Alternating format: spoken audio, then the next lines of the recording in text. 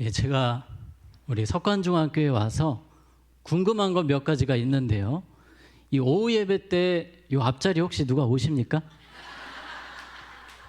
누가 오시는 거 아니에요? 아니면 뭐 위험한 게 여기 설치되어 있습니까? 정말 궁금합니다. 네. 네, 그래도 괜찮습니다. 여기 오시는 것만으로도 뒤에 계셔도 환영입니다. 네. 하여튼 감사합니다. 자, 지난주 여러분 설교 기억하십니까? 진짜 가족입니까? 라는 제목으로 말씀을 전했는데요. 진짜 가족은 어떤 사람이었습니까?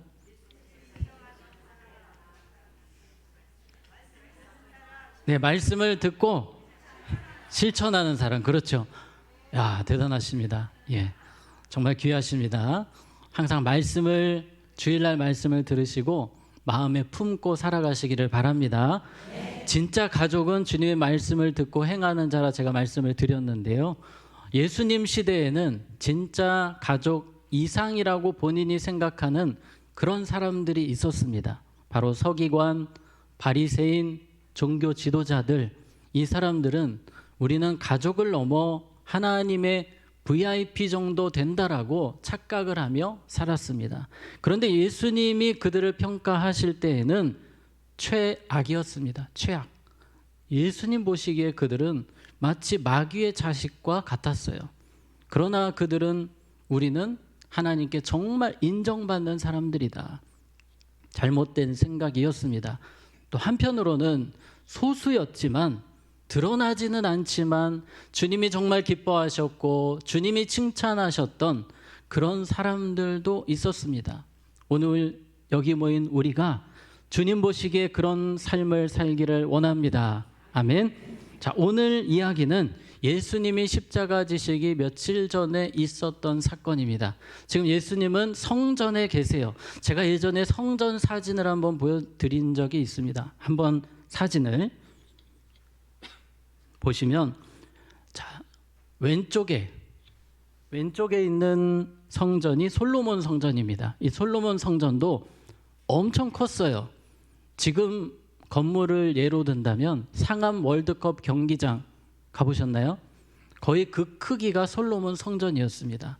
엄청 으리으리한 성전인데 이 헤롯이 만든 성전은 그보다 훨씬 큽니다. 두세 배가 커요. 근데 이 헤롯이 여기서 멈추지 않고 계속 확장을 합니다. 몇 년 동안. 이걸 통해 백성들의 마음을 살려고 계속해서 성전의 모든 걸 투자했습니다. 지금도 그 외벽이 조금 남아 있거든요. 이 헤롯 성전은 다 무너졌지만 외벽만 쳤을 때 430m.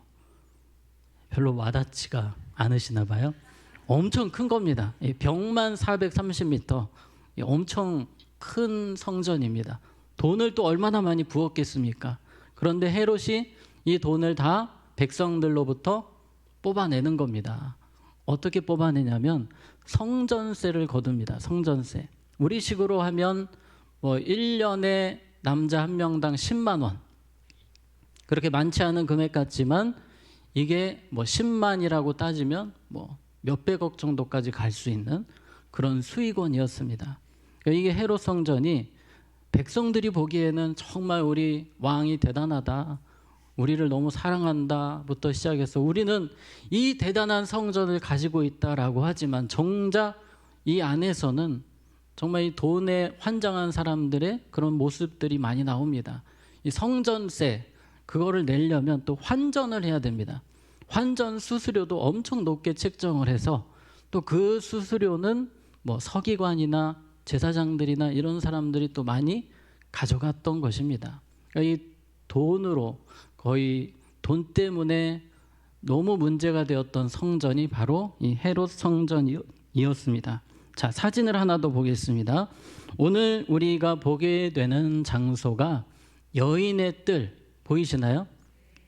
지난번에는 제가 이방인의 뜰에 대해서 설명을 드렸습니다. 이방인의 뜰은 저기 성전 밖에 있는 그곳이 이방인의 뜰인데 그 이방인의 뜰에서 환전, 성전세 환전도 하고 또 동물 제사에 들어가는 동물도 사고 뭐 이런 장소였습니다. 여기에는 엄청 무서운 문구가 있는데 이방인은 저기 성전까지 오지 말라고, 오면 죽는다는 경고 문구까지 있었습니다. 그래서 이방인들은 딱 거기까지만 올 수 있었고요. 여자분들은 어디까지 갈 수 있을까요? 네, 여인들의 뜰. 여기는 여성 전용은 아닙니다.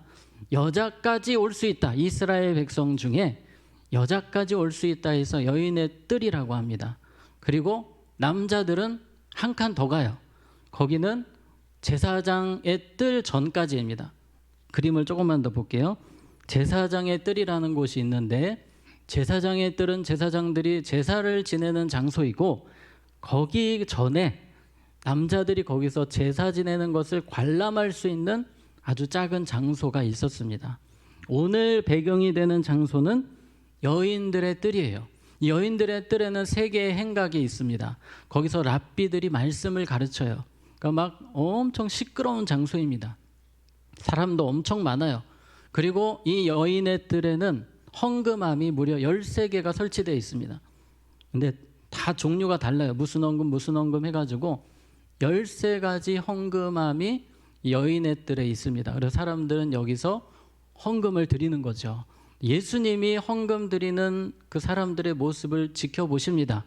또 사람들도 궁금한 거예요. 사람들이 헌금을 얼마나 하는지 서로 지켜보고 그런 과정이었습니다. 자, 1절입니다. 예수께서 눈을 들어 부자들이 헌금함에 헌금 넣는 것을 보시고, 자, 제일 먼저 부자들이 나타났습니다. 이 부자들은 그냥 조용히 헌금하면 되는데 한 장 한 장 보란 듯이 넣는 거예요. 사람들이 와, 박수를 치면 오, 계속 들어가. 오.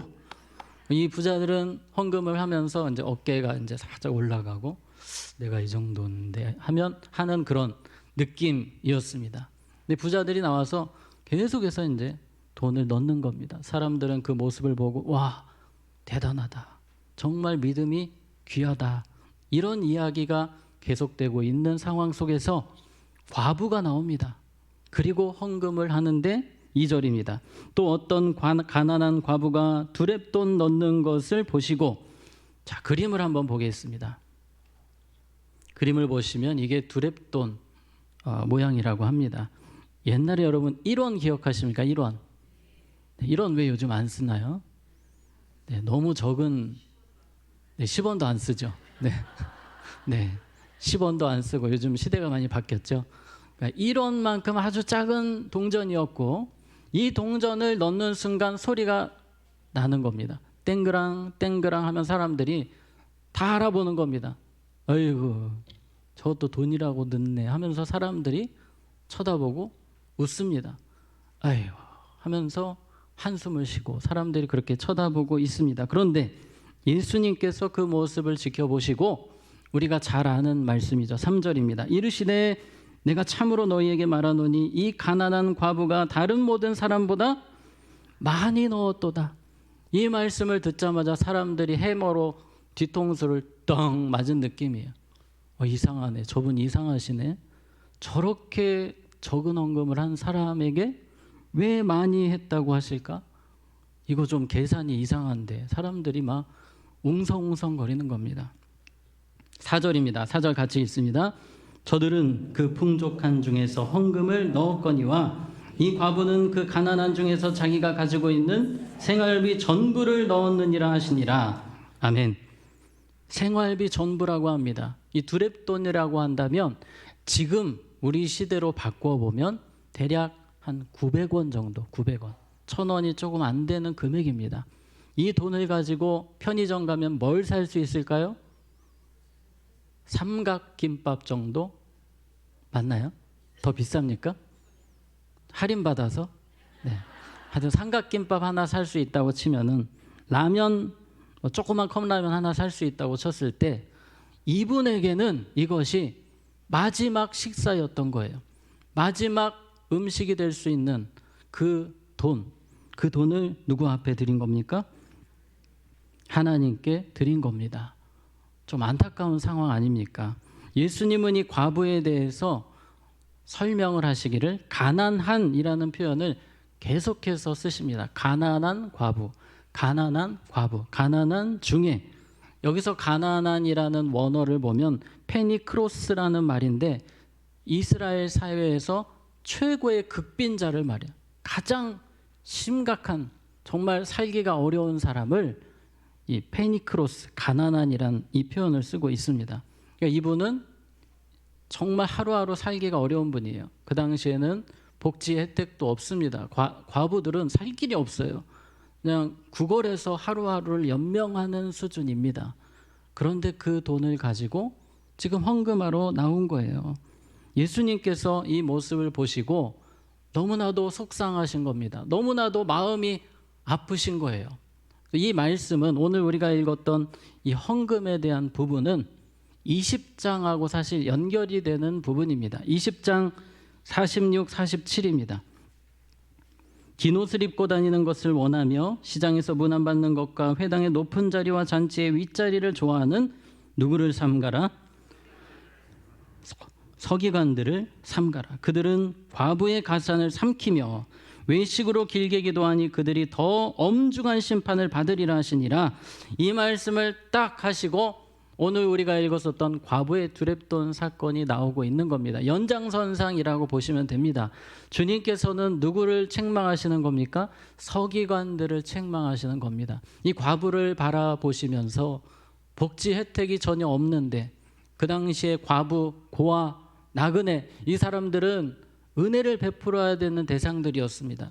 그런데 서기관들이 그 일을 했어요? 안 했어요? 안 했다는 것입니다.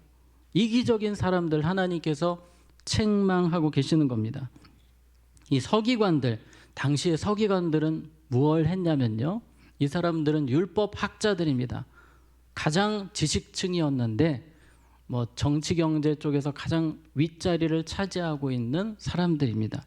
사내들인 공의의 회원 아무나 되는 것 아닌데 서기관들은 여기도 들어갑니다. 그러니까 얼마나 대단한 사람들인지 우리가 알겠죠. 이 서기관이 지나가면 사람들이 앉아있다가 그 당시에 일어났다고 그래요. 공경하는 마음으로. 군대에서 누구 오면 그렇게 일어납니까? 사단장님 오시면 벌떡 일어나잖아요. 마치 이 시대에 서기관들이 그런 사람들이었고 이 백성들은 부모보다 공경했다고 합니다. 이 서기관들을. 그렇게 존경받고 사랑하고 인정받는 사람들이지만 정작 자기 배만 채우고 있는 사람들이고 심지어 과부까지 더 어렵게 했던 사람들이 서기관이었다라고 예수님이 책망하시는 거예요. 이 서기관들이 또 어떤 일을 하냐면 과부들 같이 연약한 사람들에게 찾아가서 말을 합니다. 어이, 헌금해야지. 헌금 왜 안 해? 아니, 돈이 없어가지고요.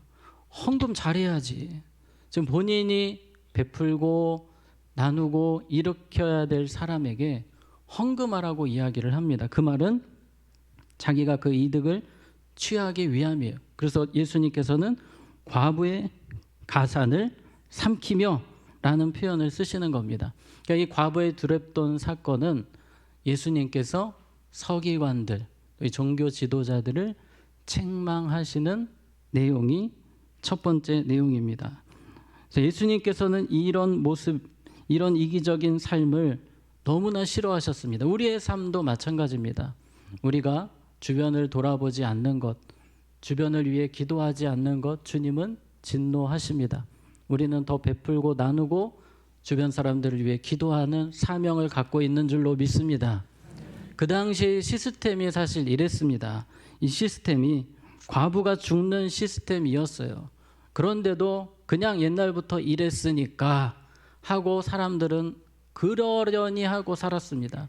그런데 정말 깨어있는 서기관이 있었다면 이 시스템을 바꿔야 되는 거예요. 주님이 원하시는 시스템으로 과부를 돌아보고 고아를 돌아보고 나그네를 돌아보는 시스템으로 바꿔야 되는 건데 아예 그걸 시도도 안 하는 겁니다. 우리 하나님의 사람들은 시스템을 바꾸는 사람들이 되어야 합니다. 우리 청년들의 이야기를 들어보면 직장에서 그런 직장들이 있어요. 한 사람 왕따시키고 뒤에서 계속 욕하고 자기 발로 나가게 만드는 그런 시스템이 있는 그런 악한 그런 직장, 그런 공동체들도 있습니다. 그런데 우리 하나님의 사람들은 그 시스템을 위해서 기도하고 바꾸는 사람들이 되어야 한다는 거예요. 제가 군목으로 있을 때 2005년에 기억에 남는 병사가 있습니다. 2005년만 해도 구타가 조금 있었거든요. 지금은 구타가 없는 걸로 알고 있는데 이 생활관 안에 구타가 조금 있었어요. 병영 부조리가 있었습니다. 자, 그런데 감사합니다. 네. 네. 어디까지 했죠? 네. 그럼 병영 부조리가 있었는데요. 그 일병이었어요. 교회 열심히 나오는 친구였습니다. 근데 이 친구가 마음의 계획을 세운 거예요. 내가 기도하면서 이 생활관, 이 내무실을 바꿔야 되겠다. 상병 딱 달자마자 이 시스템을 바꿔가는 거예요. 안에 있던 부조리들 서로 미워하고 왕따시키고 폭력 그런 것들을 다 뒤집어 엎고 하루는 이 내무실에 있는 병사들 거의 90% 한두 명 빼고 다 데리고 교회에 오더라고요. 얼마나 귀한 청년입니까? 우리가 정말 기도하고 노력한다면 어떤 악한 시스템도 우리를 통해 변화되게 될 줄로 믿습니다. 여러분이 그런 삶을 사시기를 축복합니다. 하나님은 우리가 그런 삶을 살기를 원하십니다. 아브라함과 롯의 이야기를 잠시 드리려고 합니다. 아브라함과 롯의 목자들이 서로 다투었습니다. 그래서 누군가가 이걸 나서서 해결을 해야 됩니다. 누가 나섭니까? 아브라함이 나섭니다. 누군가는 한쪽에 좋은 땅, 그 땅은 지금으로 말하면 아주 입지 조건이 좋은 역세권에다가 학군 좋은 땅이었어요. 근데 한쪽은 시골 땅에다가 농사 지어도 잘 안 될 것 같고 이게 더 땅값이 떨어질 것 같은 땅이 누가 봐도 너무 별로예요. 근데 아브라함이 선택권을 누구에게 줍니까? 롯에게 줍니다. 이게 뻔하게 결정이 돼 있는데 그러면 최소한 롯이 아무리 좋은 땅 가져가고 싶어도 예의상 아유 삼촌이 먼저 결정하세요. 이렇게라도 말을 해야 되는데 그 말을 하지 않고 그냥 좋은 땅 쏙 빼가지고 도망가 버려요. 이 정도 되면 여러분 뭔가 막 마음속에서 부글부글 거리면서 정말 롯 저 죽이고 싶은 놈 저거 막 여러 가지 생각에 막 병이 날 정도, 화병이 날 정도로 그런 마음이 되어야 하는데 아브라함 그렇습니까? 아닙니다. 롯이 어려움에 처하니까 생명 걸고 가서 롯을 구출해 옵니다. 또 롯 소돔과 고모라가 심판을 받게 되니까 하나님 앞에 생명 걸고 기도합니다. 방식이 다른 거예요. 그 당시에 많은 사람들의 생각은 눈에는 눈, 이에는 이였는데 아브라함의 행동은 그냥 사랑의 방식이에요. 사랑의 방식. 주님의 방식이었어요. 우리가 그렇게 살아야 될 줄로 믿습니다. 주님은 우리에게 그런 삶을 원하십니다. 그런데 서기관의 모습은 전혀 조금도 그런 모습이 없는 겁니다. 그냥 주님 보시기에 최악이었어요. 최악. 너무 이기적인 모습이었어요. 우리의 모습이 그런 모습이 아니라 더 배려하고 섬기고 돕는 삶이 되어야 될 줄로 믿습니다. 자, 우리 3절을 한번 보겠습니다. 이르시되 내가 참으로 너희에게 말하노니 이 가난한 과부가 다른 모든 사람보다 많이 넣었도다.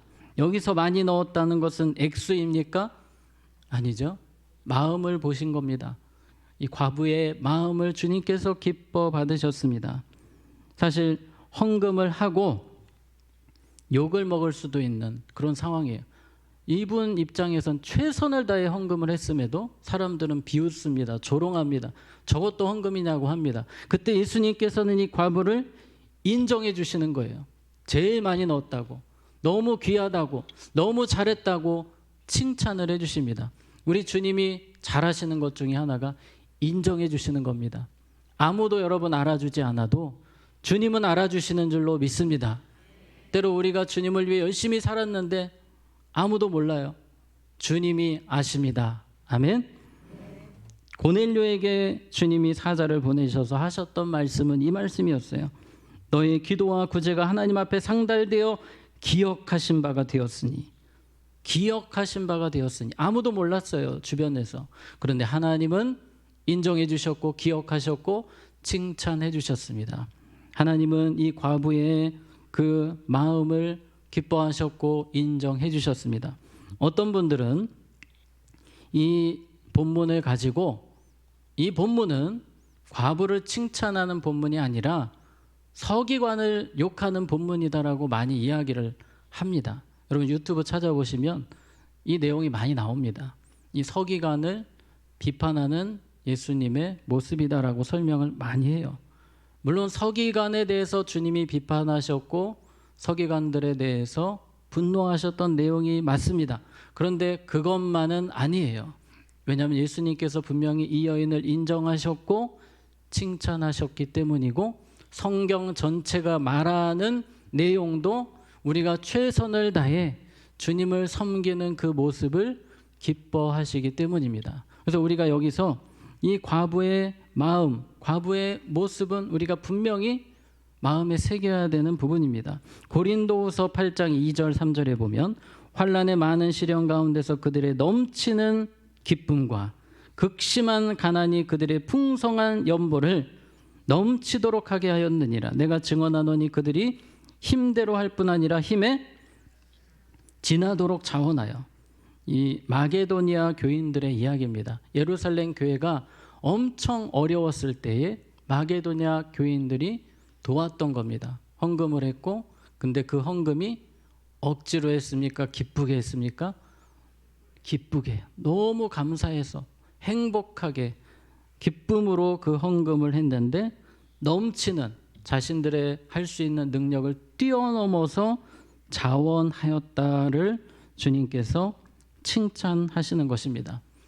우리가 헌금을 할 때에 빚내서 하라는 것은 아닙니다. 이 말씀은 빚내서 하라는 것이 아니라 마음을 특별히 강조하고 있는 것입니다. 우리가 주님 앞에 헌금뿐만 아니라 예배를 드릴 때에, 기도를 할 때에 우리의 마음을 다해서 해야 될 줄로 믿습니다. 기쁨으로 해야 되는 것입니다. 우리가 주님 앞에서 섬기는 것도 마찬가지입니다. 기쁨의 섬김을 주님은 받으십니다. 오늘 이 예배를 통해 주님이 우리에게 요구하시고 회복하기 원하시는 것은 이러한 마음입니다. 찬양 한 곡 한 곡에 주님을 향한 사랑이 뜨겁고 하나님을 향한 기도에 기쁨과 감사가 넘치는 그 기도 찬양, 하나님은 그러한 모습을 받으시기를 원하십니다.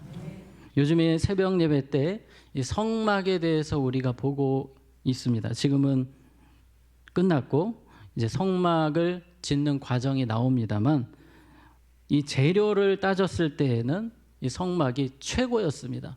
겉으로 보여지는 성막의 모습은 그렇게 대단한 성막이 아니었지만 그 내용을 볼 때에는, 그 질로 따질 때에는 최고였습니다. 학자들의 설명에 따르면 이 출애굽 시대 성막을 화폐 단위로 환산을 하면은 거의 수백억 정도 되는 그런 재질로 만들어졌다는 것입니다.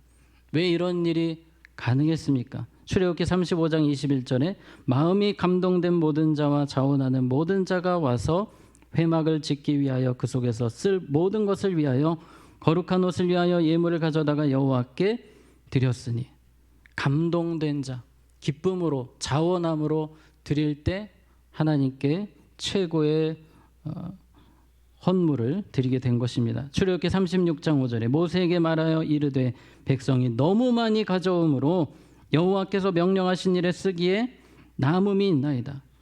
부살렐과 오홀리압이 성막을 짓고 있는데 진행이 안 되는 거예요. 왜냐하면 자꾸 가져와요. 막 자꾸 쌓아놓는 거예요. 너무 쌓여 있으니까 감당이 안 돼서 좀 중단시켜 달라고 그런 이야기를 합니다. 여러분, 이 성막을 지으면서 백성들이 빚을 지게 되었을까요? 아닙니다. 그런 사람 한 명도 없었어요. 그들은 자신이 할 수 있는 한 안에서 최선을 다해서 했고, 또 하나님은 받으셨고 그들을 축복해 주셨습니다. 우리가 삶에서 회복해야 될 마음, 바로 주님을 향한 사랑이 더 커지고 커져서 주님 앞에 내 시간을 들여도 아깝지가 않고 주님 앞에 내가 더 섬겨도 아깝지가 않은 그러한 삶을 우리는 살아가야 하는 것입니다. 말씀을 준비하면서 오래전에 단기 선교 제가 갔을 때 보았던 태국의 청년이 생각이 납니다. 그 청년이, 교회는 상당히 허름한 교회였습니다. 그 교회에 오기 위해서는 이 청년이 3시간을 걸어와야 됐다고 합니다. 3시간을 걸어왔으니 얼마나 그 더운 나라에서 힘들겠습니까?